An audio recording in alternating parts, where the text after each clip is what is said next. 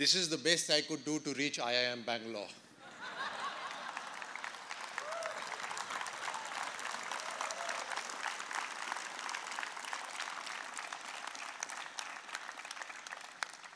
I hope the media here is broadcasting and my parents are watching. I believe your parents are here. So first, my very good evening to all the parents who are here. This is the first time I've come here, probably you as well. I think the facility here is just amazing, absolutely fantastic.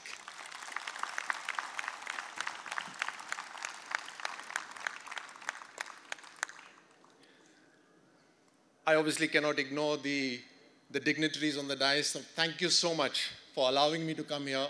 I know the program was pre-scheduled, organized. I've sort of jumped in via parachute, but thank you for allowing me to be in front of you and to talk to all of them.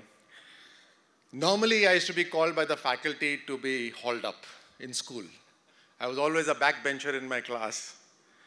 And you know what happens when you're a backbencher, right? There's a lot of planning that goes on at the backbench, usually not to do with the studies.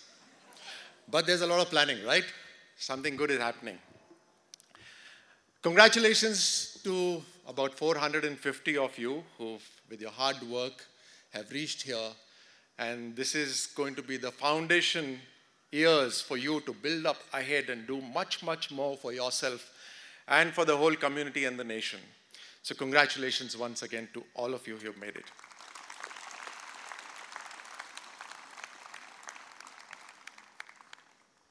I know that Three Idiots was shot here, but yet this is a fact of life. And I'll give you my examples. Life is such that people will keep asking you to prove yourself. You know, you would say that I've just proven myself. I've reached, how many can make it to IIM Bangalore? I've made it. So you've proven yourself. The sad part about life is that every time you do that, the very next day, somebody will ask you to prove it again. And that just continues and continues. Sometimes you feel that this sucks. Why are people asking me to prove? After the Olympics, after I won the Olympic silver, that was in 2004. And then, of course, I continued. And somewhere about 2010, 2011, 2010, I stopped shooting. And then I heard among some of my colleagues say, you know, when Rajyavardhan won, the scores used to be so low. The scores are really high now. And I said, wow, you know, so after having done whatever you've done, still is nothing. And circumstances were such that I was sort of pushed out of the team. And so at one point of time, I thought that it's all right, I don't have to really go back. And a lot of my friends told me that it's all right, you've won every competition there is, from small to big, in double trap shooting. So why do you have to prove anything else? It's all right, you can walk away, even if they are trying to push you out of the team. But somewhere inside is the biggest source of our energy, that is self-respect. That self-respect hurts. When you feel you can do something and you're not being allowed to do. And there's a soldier in me as well, which is always ready to take challenges. There is only one physics rule that I could understand. That was, if you push me down, I'm going to pop up even more higher, right? What is that? Something, obviously. So you know I was a backbencher, right? You push me down more and I'm going to rise higher. So that's the philosophy that I've always worked. In fact, at one point of time, we were having a volleyball match in the military academy, and any match is very, very fiercely fought. It is like the Olympics there, you know. You could be at an ordinary level. And I was playing and it was raining. And because it was raining, the ground was very slippery. So I asked for my military boots, which are actually heavy, but I put on my military boots just so that it gives me a grip on the mud. And then I started scoring. And my opponent team objected that, you know, so-and-so is wearing military boots on a volleyball court, not allowed. And so the referee stopped me and I said, you have to take your shoes off. And then some of the people who knew me told those guys, don't get him angry. If you get him angry, he's going to get even better. You push me down and I'm going to push up. So in 2011, when they put me out of the team, I somehow couldn't give up. And I had also heard those stories that, when Rathore was shooting, scores were low. So I came back into the game. And I came back and I worked hard again. I went back to the basics. And I worked hard. And 2011, November, it was the Asian Championships. And I shot a world record there. So in a way,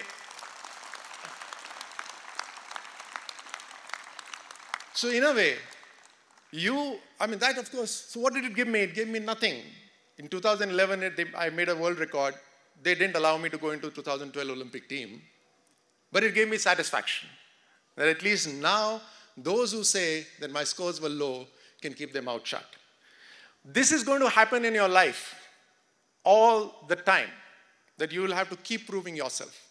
And here, the essence of life is that it's not about the destinations. It is about the journey. It is how many people I meet during this whole journey, how many things I create, how much satisfaction I give to myself and others, and that's going to be the memory in your life. So my 2004 Olympic medal got pushed out of the shelves in my house by my son, who won some piddly national medal. So what remains with us is just the memory and the ability to go and do it again. So I remember my Russian coach when we were training, and we would go and shoot a very high score, and we would come back. And he would say that, what's gone into your pocket? And we were a little perplexed, what does he mean? He says, have the scores gone into your pocket? No, because tomorrow you have to shoot again, and you have to start from zero again. But what has gone into your pocket is the ability to recreate this day again and again for yourself. That is the fighting spirit. That is what you're going to learn in life. And as you keep moving in your life, you have to create value for not just yourself, but for your surroundings. Why I say for your surroundings you have to create value is because that value is going to come back to you in some way or the other, today or tomorrow. That value will never cease to exist. It will keep coming back. An example is, why does a soldier who gets paid 50,000 rupees or 40,000 rupees is willing to give his life for his friends in a state of war-like situation? You don't give up your life for 40,000, 50,000 rupees. You give your life because over the period of time that you're training, a certain environment is created, a certain value system is created, which is much more than anything else. And therefore, you're willing to give your life for that value system. And so that value of training your friends, helping the weakest link in your team, and keep moving ahead, creating new applications, softwares, new systems. Now, I know you are all in IIM, so finally you'll all go into management, managing different things. How best can you think of ideas out of the box so that you can create value for your organizations and for the whole society? And when you create value for the organizations, remember that when you go up the chain, when you keep climbing the ladder up, it is the most important treasure is going to be the human resource. The most difficult thing for me now, whenever we look for anybody who's really good, is to find a good human resource. So you have to finally invest in your team, and you have to keep creating value in your team. You have to also take care of their welfare. You know, as again in the armed forces, you take care of your troops.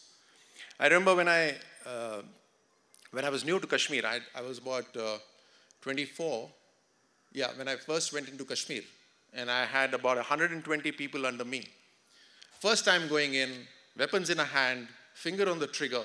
We didn't know what's going to appear from which bush, and I was leading them. And I remember sitting with them for the first time, and they were people much elder to me, but then you are in charge. And I told them that there is only one welfare that I will do for them, and that is I will take them back alive. Only one welfare. And the rest, they have to give me their body and soul completely. So then, from then on, whether it was raining, whether it was snowing, we were always out. We were like the ghosts.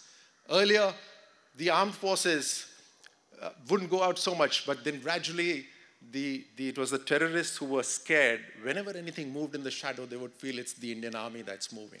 So you have to create that sort of system.